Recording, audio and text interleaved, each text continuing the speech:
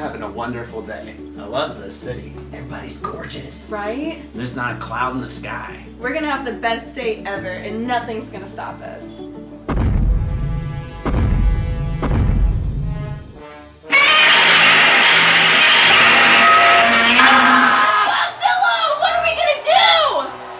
Okay, let me think. I got a plan. Wait for me!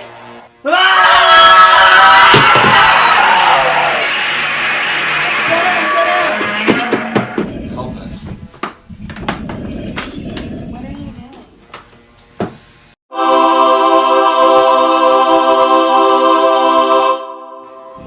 I'm gonna interview her. You're crazy. I'm getting out of here. Godzilla, who's someone that you look up to? Hello? Hello? Party people?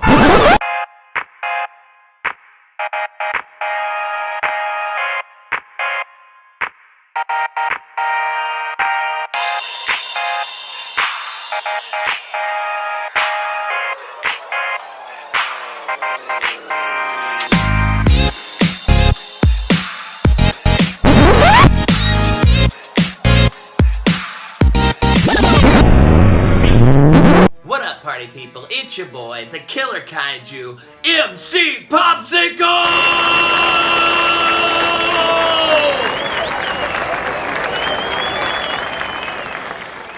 And today, we're talking about Godzilla. We've got my main man, Kurt Carley, the actual actor that played Godzilla in the 1998 movie, Godzilla. And he's here today to talk to us. I am so excited. So get your popcorn ready, because it is about to go down! How you doing today? I'm doing well, thank you. And where are you located? New Orleans. Oh, you're in New Orleans. Okay, great. I've never been. Been to Louisiana, but never been to New Orleans. I would love to go sometime. It's a very, very interesting place. I think you would like it. Very artistic place. Are you from there originally? I am. I lived in Alabama for a lot of my younger life, but then when I was a grown-up, I came and moved to New Orleans because I'm an MC and a DJ and do all that kind of stuff. So this is a good place for those types of things. Okay. All right. Interesting. Yeah. I need to get to New Orleans. I would love to do a movie there sometime, or an autograph show or something like that. Yeah, that would be great. And if I am, we'll have to get together. Yeah, I would love that. That would be super awesome. So normally we start our interviews by asking, besides movies that you are personally in, what's your favorite movie or one of them? Okay. Yes. One of my favorite movies is something out of the ordinary. It's called The Intouchables. It's a French movie. It was remade with Bryan Cranston, which I unfortunately have not seen. But the French movie that I'm talking about came out about 10 years ago, about a man who is in a wheelchair, and he has an assistant kind of from the other side of the tracks who becomes his assistant, and they become best friends.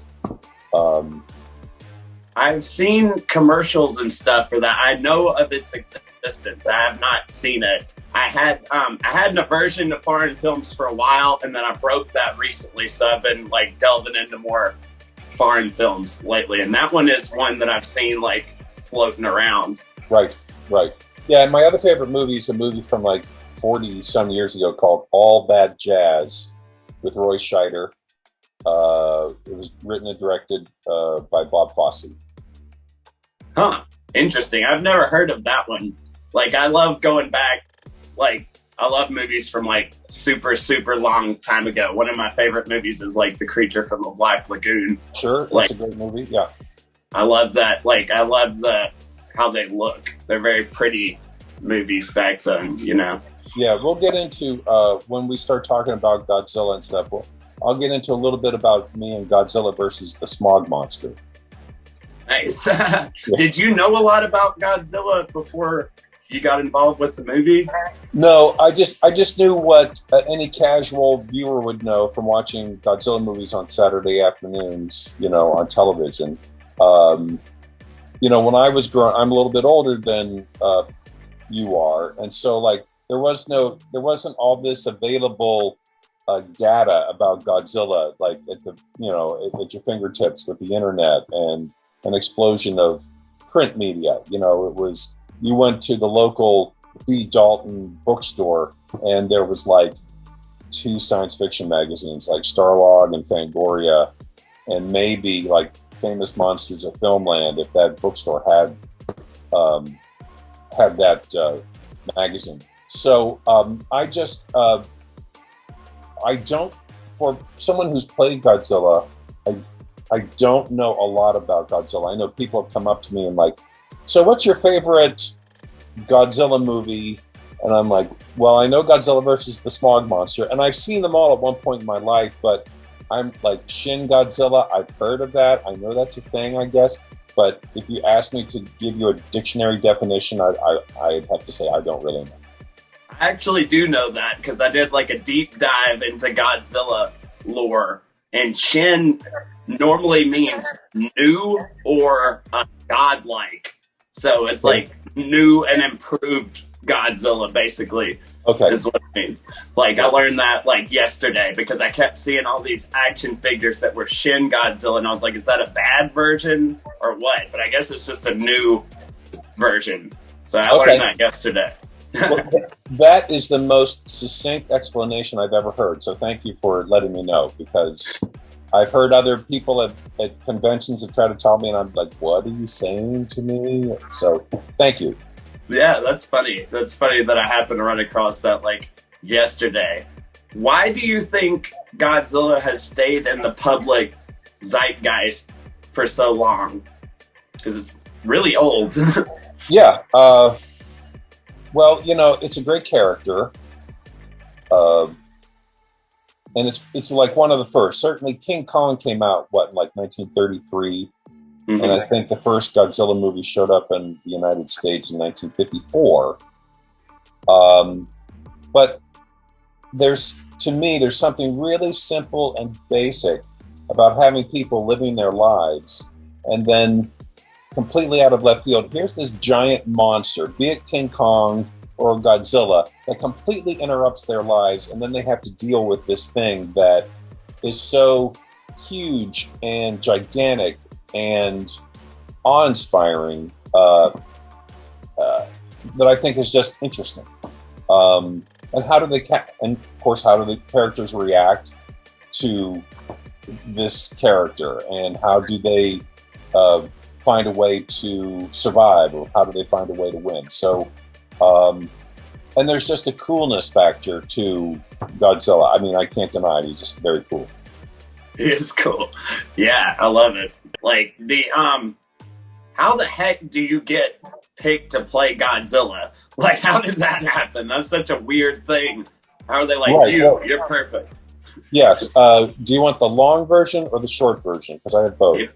Give me the long one. I want to know.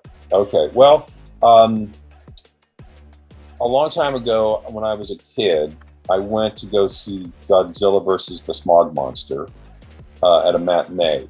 And so I'm sitting there, I'm a fifth grader, and I'm watching Godzilla walk through the miniature sets.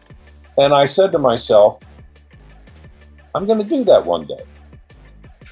And then the years go by, and I find myself in a Godzilla suit on a miniature set, getting ready to break through the side of a building. I was like, oh, yeah, here I am.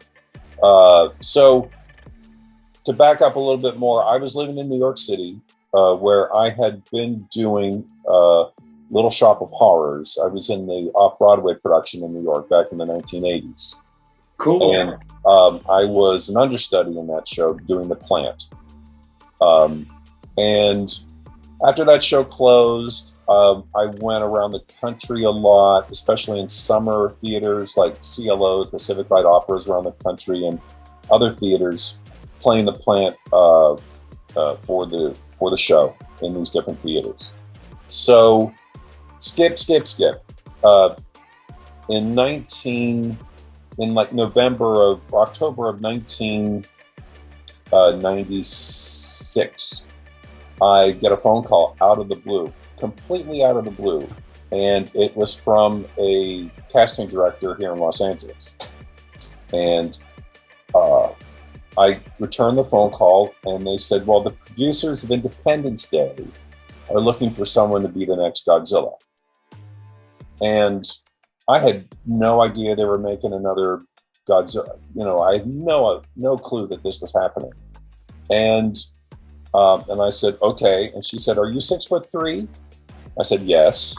And she said, don't lie to me, because if you're not 6'3" and they meet you, they're not going to be very happy. I said, I promise I'm 6'3". And she said, where do you live? I said, New York. She goes, they want somebody local.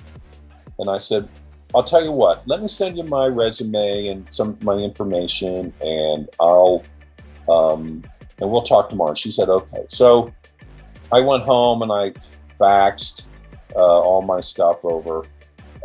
And I talked to her on Tuesday, the next day, and she said, they really want someone local.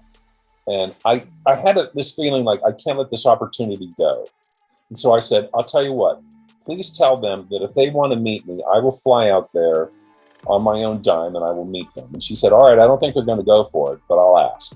So about 45 minutes later, the phone rings, and it was one of the assistants for the producers, and they said, you have a meeting at 20th Century Fox on Thursday at 4:00 in the afternoon. So I booked a ticket. I left the next day, and I had some very generous friends who let me stay with them. So I flew out on Wednesday, and I got in my rental car on Thursday, and I drove out to 20th Century Fox and I met them at their bungalow there, and I met a bunch of people. I didn't meet the director wasn't there, but like the executive producers and a lot of the effects people were there. And there were just a lot of questions, like feeling me out, like, what do you like? Are you someone maybe we could work with?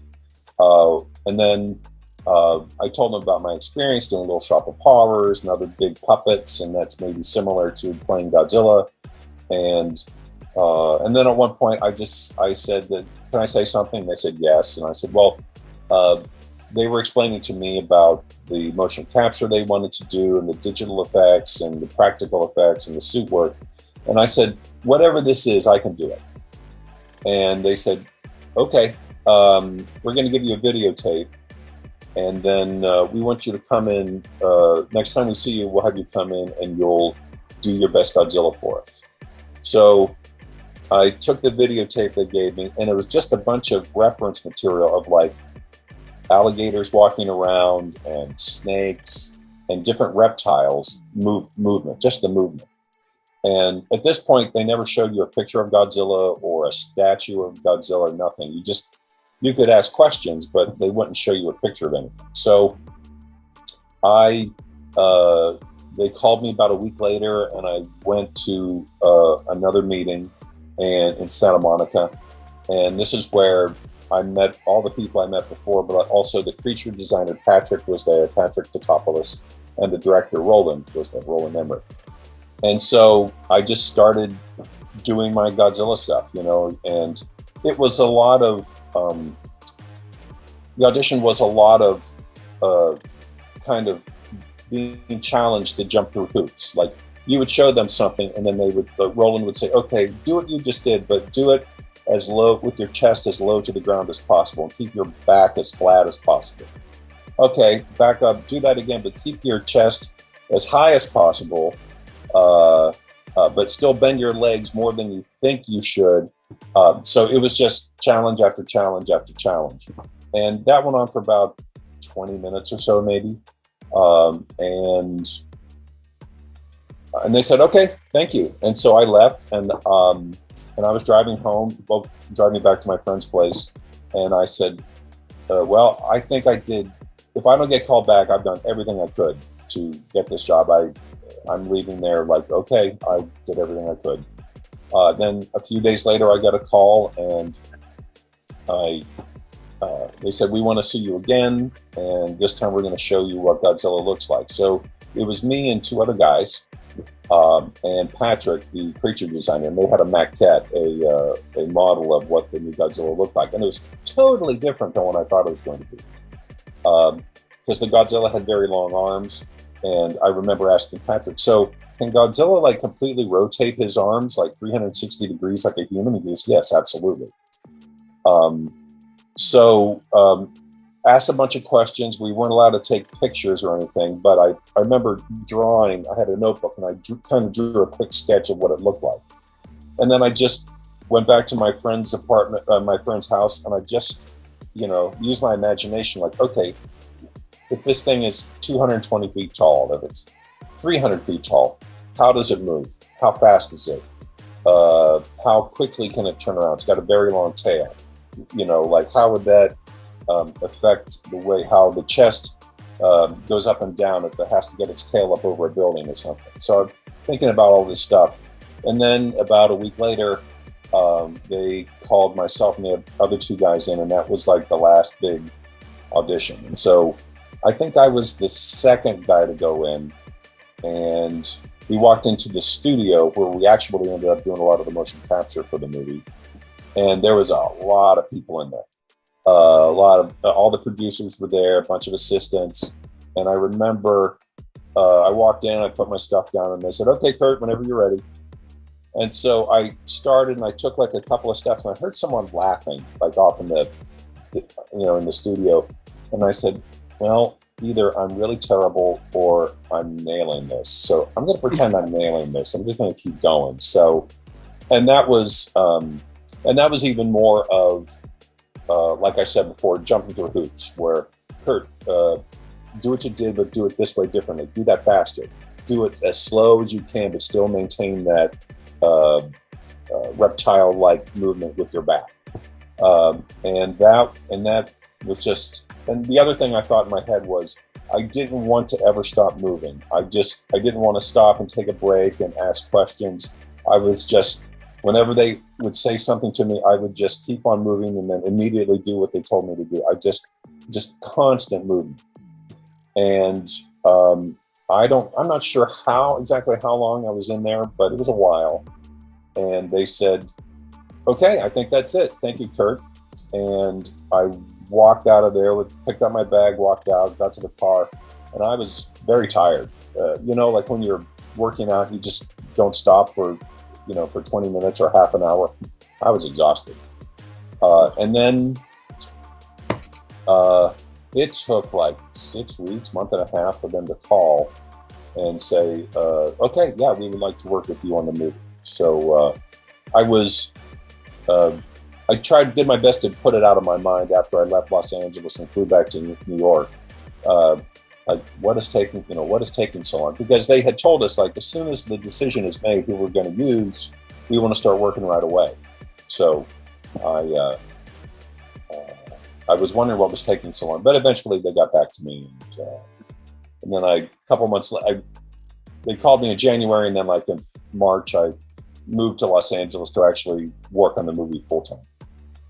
Wow. So that's the long story. What a crazy thing to have to put out of your mind. Like, I might be Godzilla, but nah, don't worry about it. That's crazy. See, and I'm also an actor, and I feel like being something so separated from just humanity in general and being that vulnerable to be a monster and being just not even that, like an animal, like that seems tough to wrap your head around mentally. Okay. That seems like an intense, crazy thing. So how did you get into that space in your head? Like, how did you, what was your process for becoming Godzilla? Well, the suit helped a lot. All of those people, and there was a whole army of people that worked on that thing, helped so much to make the suit look incredible. Because I know most people have only seen it in pictures or on film, but I saw that thing being created every day in the shop, like all the sculptors working on it. The baby Godzilla is being sculpted, and all the seamstresses that worked to make all the stuff that we wore underneath, and the mold makers. So I got to see every step of the process and got to see it come together. And it was very impressive to see that creature, just even though it was still in the shop, lifeless. But that helped a lot with my imagination about what it could do. And of course, also the storyboards that we were given that we could look at would give a great indication about what this was supposed to be. So my job was to, I said to one of the producers one time, "What are you looking for?" And he said, "Kurt, we're looking for someone to tell us what Godzilla is like." So, I took that and I ran with that. But the first time, I got in one of the the Godzilla costume. Sometimes costumes dictate what you can do and what you can't do. But a lot of times when you have limitations, that actually expands what you can do. I'm not saying the suit was limiting, but Godzilla was built a certain way, and I had to find a way to work within the boundaries that the suit gave me. So my mindset was always, what will Godzilla do? What's going to look great? And I've often found there's a very simple rule that works when working in motion capture or in film, because sometimes a director might tell you to do something and you're not sure. They may not be they're not articulating it in a way that's clear. Right. And it can get frustrating for the director or whoever's directing you, because they're having trouble articulating something that's movement based. I don't have a voice I can use. I can't say a line differently. I can't change a line reading. You can't change the dialogue. It's just my body movement. So, and it's frustrating for me when they can't articulate what they want. So a good rule that I have found is just make it look cool. If you can make it look cool, that's more than half the battle. Because if you're clear about what you're doing, and then that translates into action. I know that another rule that I found, almost any creature I've worn, from Little Shop of Horrors to some of the other movies I've done, I've generally found that what is ever physically most painful for me to do, whatever is the most physically painful position to be in, that's when I hear the director go, "Perfect, yes, that's it." Of course.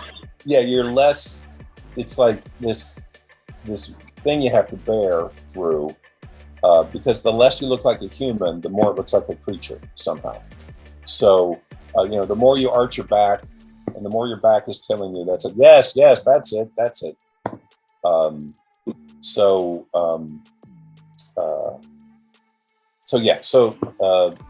I try to think what would Godzilla, based on where I'm at and the buildings I'm around, what would look the best? What would Godzilla do? And sometimes I even get into what lens is on the camera, how many millimeters is the lens, what's going to be seen. Are you going to see my knees in this shot? Do I have to worry about what my knees are doing, or do I just focus on this stuff right here? And that's very helpful. Is it a 50 millimeter lens? Are we, going to be really tight, or is it you're going to see my whole body? Because a lot of times I have no idea what the framing is, and just knowing where I'm framed helps a lot with my performance. So when you were what caused you to be in the suit versus doing motion capture? If you're just interacting with something or picking it up, or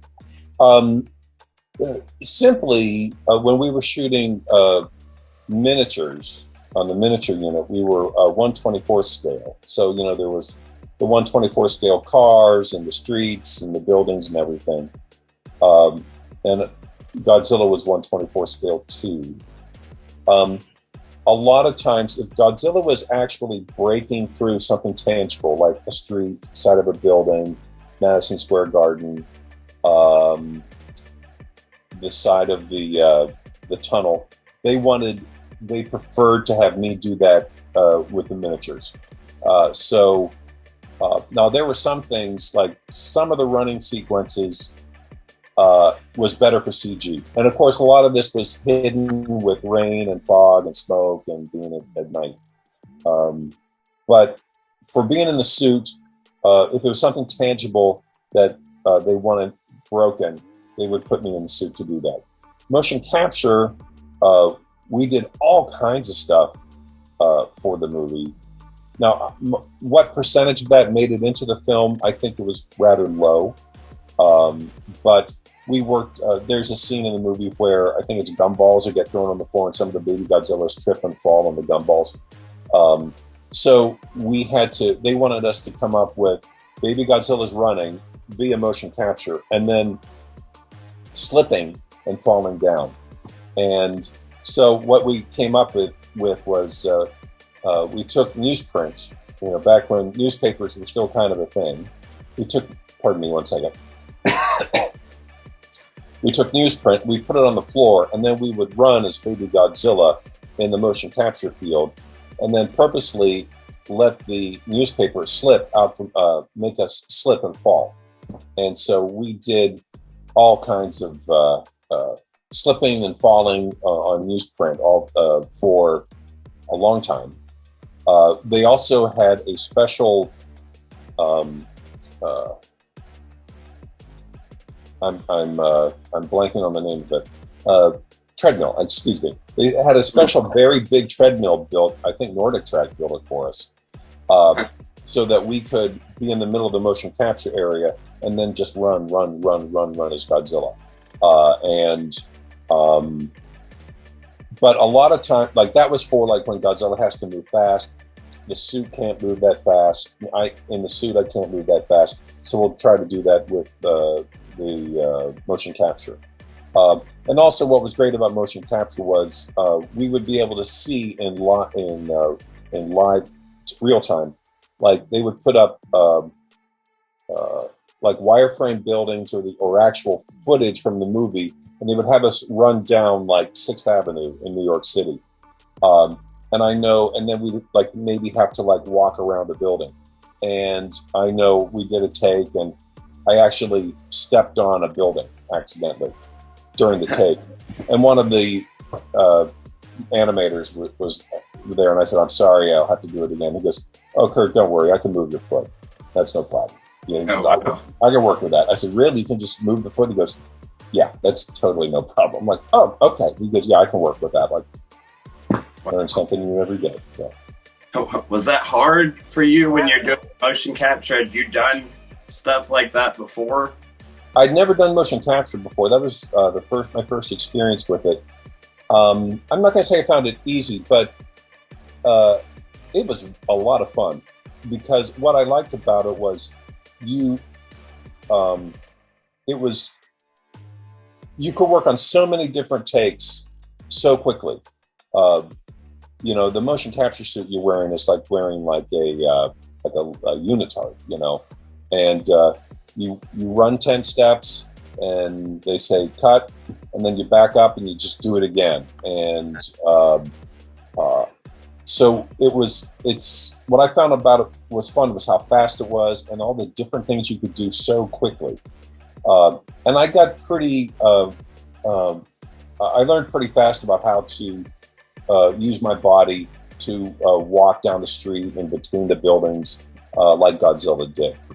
We had a lot of practice time too, because it was not a brand new technology, but kind of at the time, I believe that they were kind of cutting edge. One of the cutting edge studios who was doing that. Yeah.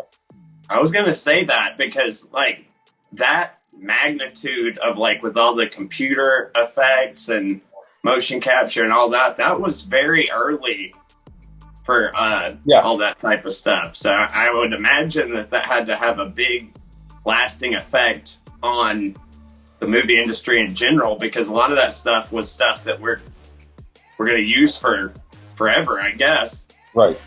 Yeah, I know, like when I started doing Little Shop of Horrors, most of the time when I was doing that show and I'm on stage, I'm blind. I can't see the actors on stage. I can hear them. I can feel the stage floor underneath me when they walk around. I mean, I know where they're supposed to be on stage. I know they're blocking, but really the only time I see them is when I open up the mouth of the puppet,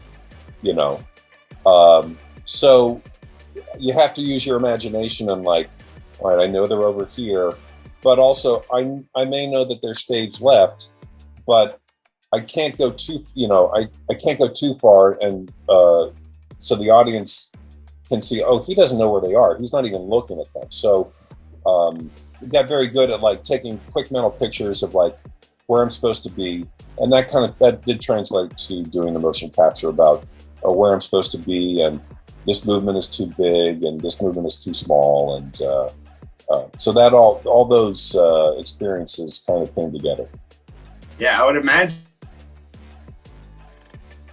that's just like the motion capture stuff is like just doing like a big audition all the time, because you're not really anywhere. Like you're in a room or whatever, but you're not actually in where you look like you are in the movie. Right. Yes. So I feel like that takes a lot of imagination.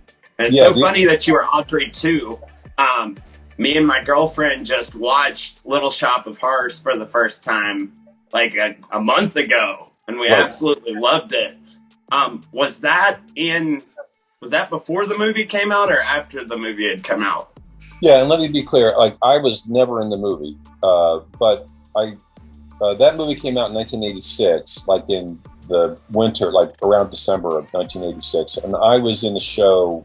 I started doing the show in September of '86, so just a few months before the movie came out is when I started doing the show in New York. And like I said, I was an understudy for a couple of months, and then the regular understudy came back, and then every once in a while they'd call me back to come in for a week or so to understudy. But then, like a year later, the show closed. The Little Shop closed at the Orpheum in New York, and then like back in the mid 2000s, they brought the show back on Broadway this time, and I think they brought it back pre-pandemic as an off-Broadway show, but then I think the pandemic maybe stopped the production, or I don't know if it's playing again in New York or not. I don't know. I would love to see that. But so after doing all this with Godzilla, what stood out to you the most memory-wise? Like, what were some of the craziest or most interesting thing that you remember about the experience? I remember one day I learned that, sometimes shooting scenes in movies can take a very long time. There's a scene in the movie where the camera is walking down a hallway, and the camera comes to two doors that open up, and you see two baby Godzillas fighting over a fish. They have a fish, the front half of the fish is in one baby Godzilla mouth, and the back of the fish is in another baby Godzilla's mouth. And it was my friend Preston was playing the other baby Godzilla. And it makes me sad because my friend Preston passed away last year. But I actually went to college with him. And that's just one of those weird coincidences that a guy I went to school with was also playing one of these baby Godzillas. But so we're doing this take where we're fighting over this fish. I mean, that's the whole take. Camera moves down the hallway, doors open, you see two baby Godzillas fighting over a fish. Cut. That's it. I think we were in those costumes about 5.5 hours doing this one take. And we heard a lot, and we were not working with first unit, we were working second unit.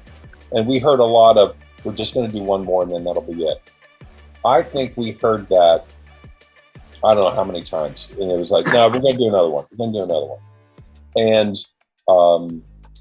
so that was when I learned, like, do your best to like not think, when they tell you this is the last take, don't believe them. Don't believe them. Because, you know, like when you mentally know, like when you mentally think like, this is it, this is my last take. And then, no, they actually want to do like 12 more. You know, it's hard to get your mind back into the zone of like, okay, I got to, you know, buckle down and do this. So that I remember. I also remember we were shooting we were shooting at Sony in Culver City in the Madison Square Garden set. And I've been to Madison Square Garden, and I was in the Baby Godzilla costume. We were shooting stuff in the elevator with Baby Godzillas and all around the Madison Square Garden set. And I remember it's like 3 a.m. We're done for the day, and I'm walking out of there, and I'm walking through the Madison Square Garden set, and for a second I thought I was back in New York. I thought I was back in New York City. Then I walk around the corner. Oh yeah, that's right. I'm in Culver City. I'm not in Madison Square Garden. But that was something that movie magic, you know, made me believe I was somewhere where I really wasn't. But I made a lot of great friendships on that movie. I met a lot of great people. I worked with a lot of great people. I have so much respect for the people behind the scenes who like made the Godzilla costumes, the Baby Godzilla costumes, and all the dressers I had, because I had like 6, 7 dressers, maybe 8 dressers to help me get dressed as Godzilla, because it wasn't just getting the costume on, it was all the electronics, the batteries, the getting makeup touch-ups, you know, so that the suit looked good for camera. Those people were great, and they treated me very, very well. Cool. So I remember this movie coming out when I was, I want to say like 11, something like that. And it was everywhere, like absolutely everywhere. It was like on billboards and on like cups for Taco Bell and like all in the toy store. Just that big eye was everywhere, or the big foot. Yeah. And what did that feel like for you to be like, that's me, that's me, and that's me? Yeah. Well, yeah. I mean, a lot of it wasn't me. You know, it was probably, you know, an animated foot or, you know, the eye, whatever. But I understand what you're saying. Like, yeah, that was kind of cool. Like, well, you know, I know a friend of mine, when they were shooting in New York, he was telling me that the shooting, like they were blocking off streets, and he couldn't get to where he needed to go. And he said, "Your movie's really making me angry. I can't get to my appointment." But yeah, that was really. All I can say, yes, that was really cool. Driving down the street and seeing a bus with a giant Godzilla poster on it, or driving down Sunset Boulevard. Oh, there's a Godzilla poster, or wherever I would see one. Or you see the commercials on TV and stuff, and you're hoping like, are they going to show something I worked on, or you know, like one of my takes or whatever. But yeah, it's neat. It's very neat to see that. I bet. I would have just taken ownership of the whole thing. I've been like, I am Godzilla. These are all me. I would have like all the little cups and all the little, like, look at this. This is my little action figure. Did you get any of the stuff when it came out? No, I don't. I don't. I have, for a while from set, I kept one of the fishes. We had tons and tons of fake fish on set. I kept one of those for a while. But no, I never had any toys. I had a little cousin who was, I don't know, 5 or 6 at the time, and he had a Godzilla toy, you know, and I was talking to him, and I was saying, well, this is where I would be inside, this is where my foot would be, and, you know. But no, I don't have any of that stuff. I don't have any Taco Bell stuff. I have a couple of Godzilla T-shirts, but other than that, no, I missed the boat on that. I don't know what I was thinking, or like, I don't know. That's funny. Yeah, if it were me, I would have like I wouldn't be able to fit in my house anymore. I would have inflatables, and that's fun. That's really cool. It's so cool that you got to be Godzilla. That's awesome. I remember at my age when it came out, it was just mind-boggling. Also, because you didn't see that much stuff like that, because it was the beginning of CGI use and stuff like that. So that was just amazing. I remember just being like, wow. Like, Right. So anybody that was like a super young kid back then, that just like, you blew a lot of people's minds. Right. Well, if I would have been your age, I would have been dying to see this movie. Like a giant monster is running through a city. Like, sign me up. I'm ready to go. Yeah. Yeah, it was so cool. Well, what have you been working on lately? What you been up to? I just got back a couple weeks ago from North Carolina, where I was working on a movie, and I signed a non-disclosure agreement, so I can't really talk about it. Fair enough. And I'm not sure how much I'm allowed to say, but I was in North Carolina doing a movie. I'm guessing the movie's going to come out next year sometime. It seems like a summer movie, Cool. and I also have a movie that I hope gets some exposure, more exposure than it's gotten. It's called Crabs. It's a movie that I shot back in. Do you know what I'm talking about? Yeah, I saw the commercial for it. I was reading up on you, and I saw that. I was like, this looks really fun. This looks like something I would really like. So I got to check that out. Yeah, it's we shot it a few years ago, and it seems like a lot of fun, and I hope that it gets some exposure. Because it has, I think it has the right sense of humor, and I would love to see the public get a chance to experience it, because I think it's very smart and very funny. So I'm hoping, like, maybe this year or beginning of next year, that movie will be out for everybody to see. And also, I have a couple of short films I want to work on for myself, and hopefully some more projects that are coming up that I also can't talk about because you signed non-disclosure agreements. So, fair enough. Is there any website or any social media or anything that you would like the people that are watching to know about, so where they can watch the movies or something? Well, I don't really, and I need to be much better at that. Maybe we can talk later and you can help me with some of that. But I have a website, kurtcarley.com, which is mostly for producers who might want to hire me, who don't really know what I do, so that they can go to my website and say, oh, these are pictures of Kurt in the creature suits, and this is what he does for a living, and okay, we can bring him in, interview him.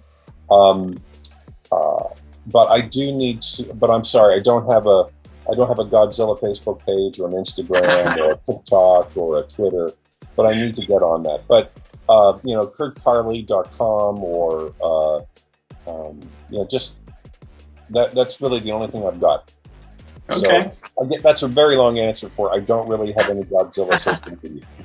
Yeah, no, you're good. Well, it is very nice to speak to you. I really appreciate you coming on, and it's been very, very interesting. So thank you very much. Oh, you are welcome. Thank you so much for inviting me. I had a great time, and I'm glad that we could finally get this together.